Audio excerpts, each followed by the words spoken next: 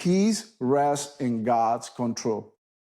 Peace rests in God's control. That He's in control. We find peace in God's control. Peace is not the absence of trouble. Remember, in this world you will have affliction, but trust because I have conquered the world. Peace is not the absence of trouble. We're going to have trouble in this world. We're going to have problems in this world. But the presence of Christ in our life, the presence of Jesus in our life, bring peace. It guards the heart. It guards the mind right here, because this is a battlefield. This is trouble. This right here is trouble. We question everything that is happening. Do you have peace in your mind? Do you have peace? Patience. Patience is endurance under pressure. Patience grows when we trust God in His timing. Do you trust God in His timing? He might be saying no right now, but it doesn't mean that it's not going to be a yes later. Maybe you're not ready for that. Maybe His silence is not a no or a yes, but it's for you to have patience to grow. And we people that we are impatient. At least I know I am. God is working on my patience.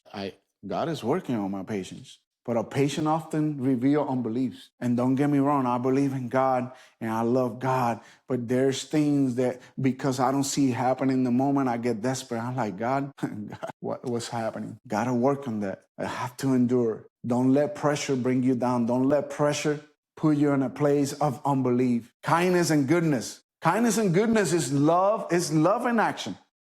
Your kindness and your goodness is your love that you have in action. Kindness is how love behaves. Goodness reflects moral integrity and generosity. I see, I know she don't want me probably to say anything, but I see my wife move in generosity and integrity, especially generosity. And that's a part of her loving nature. And I seen it, and I had to say it transformed me, because when you see somebody being generous and when you see somebody have integrity, it transformed you. Because for me, what it did was like, wow, her generosity and her kindness and the way she showed compassion for others made me realize that I need to work.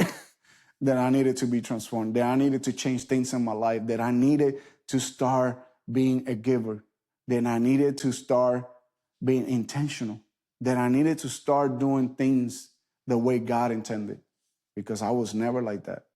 And I'm still working on it. Maybe this message is for me. And I was just sharing what God gave me. How do you respond when nobody's watching? How do you respond when nobody's watching? When people that you know is not there, and you need to be generous and you need to be kind to somebody, but you're not. Because it's so cool when you do it in front of people, but are you willing to do it when nobody's watching and when nobody knows who you are? Because this is not a show. This is a lifestyle. This is not a show. This is something that you do constantly. I have people ask me, your wife always like that? Yes, my wife is always like that. At home, at work, and wherever she goes, she is the same. No, she's like, you trying to say I'm a pain everywhere? No. Your kindness and your love and how you treat people is always the same.